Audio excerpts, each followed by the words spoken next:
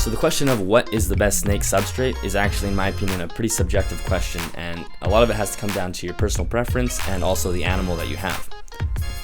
So I'm going to cover 5 different substrate options in this video, and the reason I chose these 5 are because these are the ones that I have personal experience with. I know there are many other options out there, so definitely throw down in the comments if you have other substrates that you use that you like. I'm not going to review anything I haven't used personally because I want to make sure that I'm giving an honest kind of opinion of what I think of each substrate. So first we're going to take a look at shredded aspen. Now I've used shredded aspen for my boa constrictors, although this is obviously a very common substrate and is quite often used for things like ball pythons, corn snakes, king snakes, things like that. So some of my favorite things about aspen are, 1, it has a really nice kind of natural smell. It does a very good job of absorbing urates.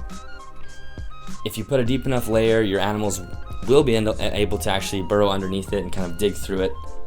I always recommend getting the double shredded aspen just because it is a little bit finer of a particle, so if your snake does end up swallowing it, it's really not a big deal. Obviously you don't want them swallowing giant chunks of substrate, but if a little bit of substrate gets stuck on the animal, it's not a big deal. It has a very nice light color, which is actually really beneficial. So especially if you have a lot of animals and you're doing quick spot checks during the day, you're able to see if an animal has gone to the bathroom much easier than some of the darker substrates that we're going to take a look at. Usually it'll stand out very obviously, which is always a great bonus. And really the only downsides of aspen are, 1, it is fairly messy. It's such a light flake that you're gonna have to vacuum every time you use it basically. And the other thing is you don't want to use it in a wet environment. So I wouldn't use it for my Brazilian rainbow boa, for example, because aspen does tend to mold if it is damp. You can use it in a high humidity environment, but if it does get damp, it's most likely going to mold. So coconut husk. Coconut husk is another really great option for substrate for your animals. Again, I use it for my boas, but it can be used for ball pythons and corn snakes and things like that. This substrate comes in many different brands, things like Reptile, off the top of my head, but you can find it quite often in your gardening stores. Coconut husk is much larger in sort of its flake size compared to something like a shredded aspen. So because of that, it's not quite as good of a burrowing substrate as something like aspen is, just because it doesn't hold its structure as well. Although if you had a much deeper layer, I'm sure it would work. So when your snake goes to the bathroom, the coconut husk does a really good job of just really absorbing everything, kind of keeping it contained, and then actually does absorb some of the smell.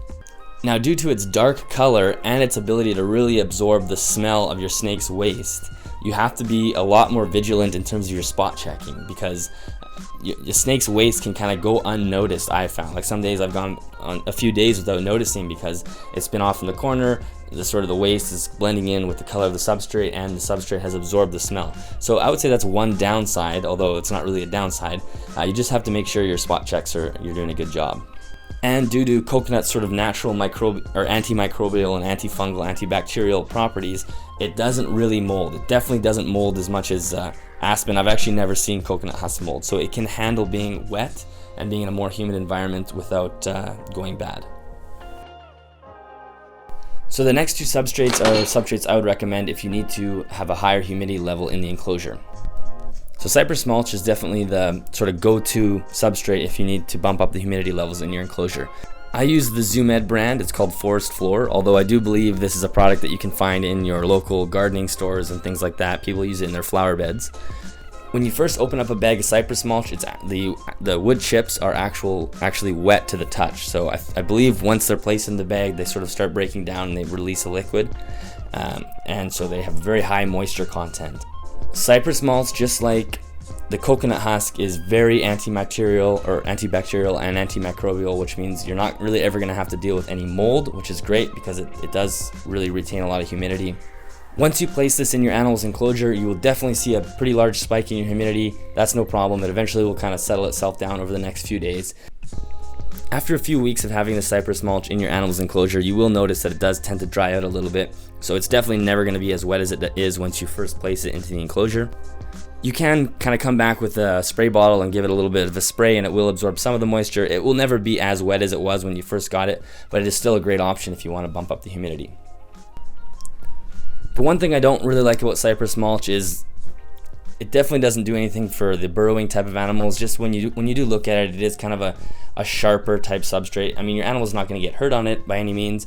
It just doesn't look like an animal would have it as easy of a time to burrow underneath it. And this is also a substrate that I do make sure my animal doesn't ingest, although I don't think it would be a problem. These chips tend to be much larger than other substrates, and also a little bit harder than other substrates, so that would be the downside.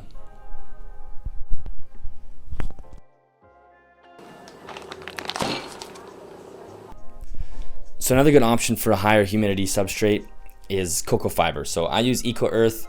That's kind of the most common brand by ZoomEd.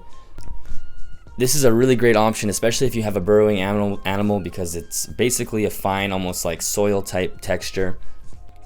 It does create a little bit of a mess, and it can be kind of dusty, so it's good to give it a little bit of a mist down so you're not throwing a bunch of dust into the enclosure. But it does have the same benefits that the other cocoa husk substrate had. Again, antifungal, antibacterial. It does a great job of absorbing smells and urates.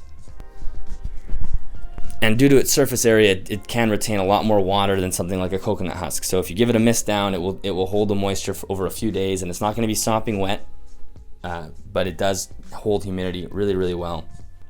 But again, the downside of this one is it's a little bit messy. So the one thing that I do, if you've watched the Brazilian rainbow boa enclosure setup, you notice that I mixed Cypress mulch and EcoEarth together to kind of get best of both worlds.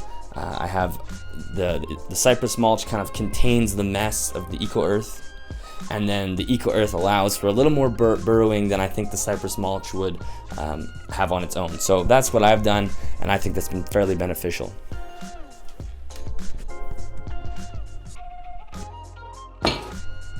Newspaper and paper towel are a really great option if you're looking to quarantine an animal, or you have to set up a hospital tank or something like that.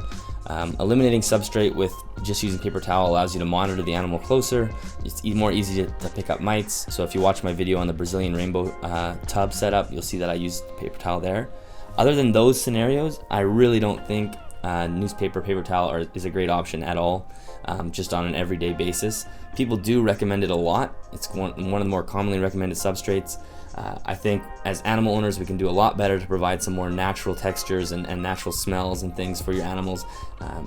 Newspaper and paper towels really does not provide much for burrowing. I know that they can go underneath paper towel and it kind of seems like they're burrowing, but really, in terms of external stimulation, other substrates are way, way better.